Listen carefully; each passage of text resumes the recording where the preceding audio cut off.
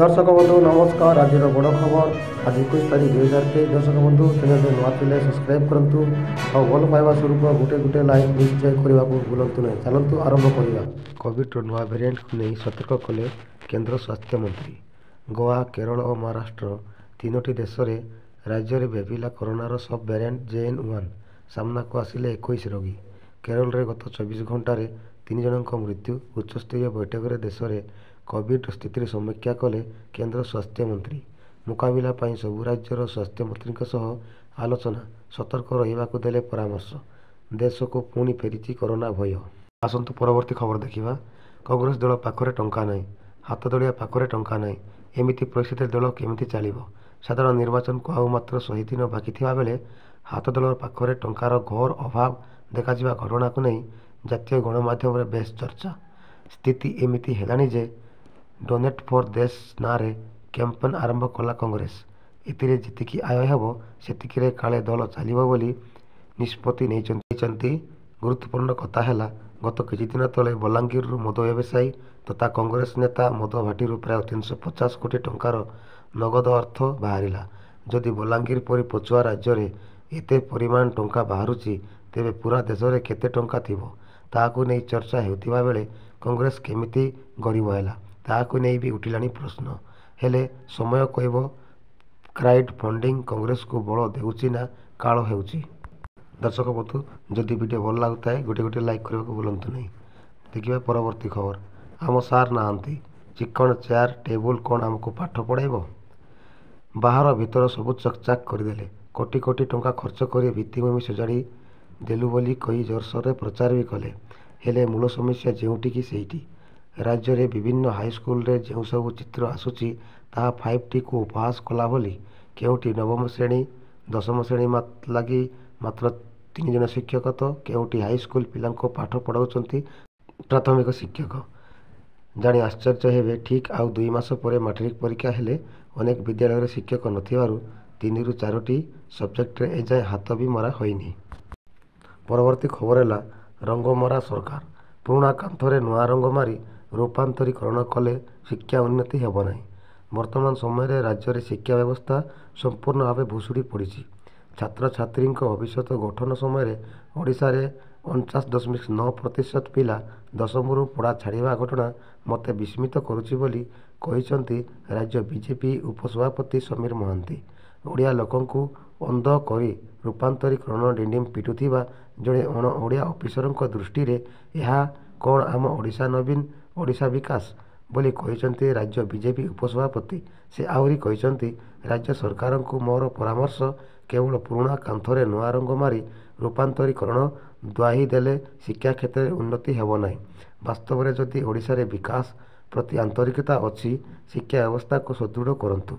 गतकाली केंद्र शिक्षा मंत्री धर्मेंद्र प्रधान दुख प्रकाश करी कहिसंती 2021-22 शिक्षा वर्ष समग्र देश में 20.6% छात्र छात्री पढ़ा छाड़ता बेले केवल ओडिशा रे 49.9% छाड़ा अत्यंत चिंताजनक। दर्शक बंधु परवर्ती खबर। स्कूल रे इंटरनेट सेवा ओडिशा तल आड़ू तृतीय।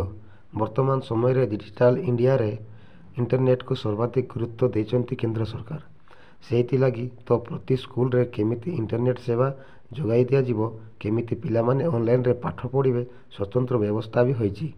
एमिति राज्य ऑनलाइन रे पाठ पढ़िबे स्वतंत्र व्यवस्था भी होईची। एमितिका राज्य सरकार प्रति मुहूर्त ये कहउचंती 5T स्कूल रे सबु प्रकार अत्याधुनिक व्यवस्था करा जायछि। हेले प्रकृति रे स्कूल रे केमिति पाठ पढ़ा चलीची ताहा एबे जल होई दिसुची। स्कूल रे इंटरनेट सुविधा को नहीं प्रकाश पाइथिबा रिपोर्ट रे दर्शा जायछि कि बिहार रे मात्र 5.8% स्कूल रे इंटरनेट मिलिथिबा बेले मिजोराम रे 5.9 एवं ओडिशा रे मात्र 8.1% स्कूल रे इंटरनेट मिलुची। गुरुत्वपूर्ण कथा है प्रति स्कूल को 5T रे शामिल करा जायछि। रूपांतरीकरण ना रे बास्पोर्ट भी मरा जायछि। हेले विकास ना रे ए सरकार केमिति विनाश करुची ताहा एबे स्पष्ट होईची। दर्शक बंधु जदि खबर भल लागे लाइक करंतु। थमुनी झेड़ा बांती आक्रांतों संख्या 10 छुईलाणी। मृत्यु संख्या मंदमुंडा तिलक नगर जड़े 8 वर्षर शिशुकन्या अंजलि सुंडींकर मंगलवार मृत्यु होईची। यापर मोट मृत्यु संख्या 10 रे पहुंची।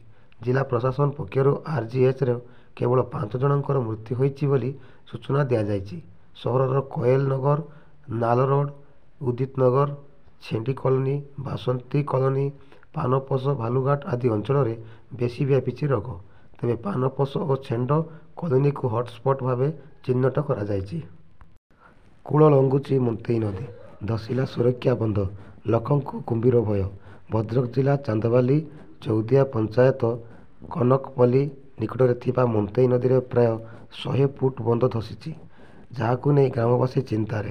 ସୂଚନା ଅନୁସାରେ ଚୌଦିଆ ପଞ୍ଚାୟତ ଭାଗ୍ୟ ଓ ଭବିଷ୍ୟତ କୁହାଯାଉଥିବା କନକପଲ୍ଲୀ ସ୍ଥିତ ମନ୍ତେଇ ନଦୀର ସୁରକ୍ଷା ବନ୍ଧ ଏବେ ବିପଦସଙ୍କୁଳ ଅବସ୍ଥାରେ ଅଛି, ଯାହାକୁ ନେଇ ଭୟରେ ନଦୀକୂଳିଆବାସୀ। ଲୋକଙ୍କୁ ଘାରିଛି କୁମ୍ଭୀର ଭୟ। ଯଦି ନଦୀବନ୍ଧ ଭାଙ୍ଗିଯାଏ ତେବେ ମନ୍ତେଇ ନଦୀରେ ଥିବା କୁମ୍ଭୀର ଜନବସତି ମୁହାଁ ହେବେ, ଯାହାର ଭୟ କାରଣ ପାଲଟିଛି। ରାହୁଲ ଗାନ୍ଧୀ ମିମିକ୍ରିଙ୍କୁ ପ୍ରତିକ୍ରିୟା କରି କହିଲେ, ମୋ ଫୋନରେ ଭିଡ଼ିଓ କିନ୍ତୁ ସାଂସଦମାନେ ସେଠାରେ ବସିଥିଲେ। ମୁଁ ସେମାନଙ୍କ ଭିଡ଼ିଓ ସୁଟ୍ କରିଥିଲି। ମୋର ଭିଡ଼ିଓ ମୋ ଫୋନରେ ଅଛି। ମିଡ଼ିଆ ଏହାକୁ ଦର୍ଶାଉଛି। କେହି କିଛି କରିନାହାନ୍ତି। ଆମର 150 ଜଣ ସାଂସଦଙ୍କୁ ସଂସଦର ବହିଷ୍କାର କରି ଦିଆଯାଇଛି, କିନ୍ତୁ ସେ ବିଷୟରେ ଗଣମାଧ୍ୟମରେ କୌଣସି ଆଲୋଚନା ହେଉନାହିଁ। କଂଗ୍ରେସର ନେତା ଆହୁରି କହିଛନ୍ତି, ଆଦାନୀଙ୍କ ଉପରେ କୌଣସି ଆଲୋଚନା ହେଉନାହିଁ, ରାଫେଲ ଉପରେ କୌଣସି ଆଲୋଚନା ନାହିଁ, ବେରୋଜଗାରୀ ଉପରେ କୌଣସି ଆଲୋଚନା ନାହିଁ। ଆମର ସାଂସଦମାନେ ନିରାଶ ହୋଇ ବାହାରେ ବସିଛନ୍ତି, କିନ୍ତୁ ତୁମେ ମିମିକ୍ରି ଏହାର ବିଷୟରେ ଆଲୋଚନା କରୁଛ। ଦର୍ଶକ ବନ୍ଧୁ, ଆସନ୍ତୁ ପରବର୍ତ୍ତୀ ଖବରକୁ ଯିବା। ବିଜେପି ସଂସଦୀୟ ବୋର୍ଡ ବୈଠକରେ ବିରୋଧୀଙ୍କ ଉପରେ ମୋଦି ଷ୍ଟ୍ରାଇକ୍। ଭାରତୀୟ ସଂସଦ ଇତିହାସର ଆଉ ଏକ ସ୍ପର୍ଶକାତର ଘଟଣା ଘଟିଲା, କିନ୍ତୁ ଏହି ସମ୍ବେଦନଶୀଳ ପ୍ରସଙ୍ଗ ନେଇ ରାଜନୀତି କରୁଛନ୍ତି ବିରୋଧୀ ଦଳ। ଅଯଥାରେ ହାଙ୍ଗାମା କରି ସଂସଦ ଚଳାଇ ଦେଇନାହାନ୍ତି। ଏହାକୁ ନେଇ ବିରୋଧୀ ଦଳଙ୍କ ଉପରେ ଜୋରଦାର ଆକ୍ରମଣ କରିଛନ୍ତି ପ୍ରଧାନମନ୍ତ୍ରୀ।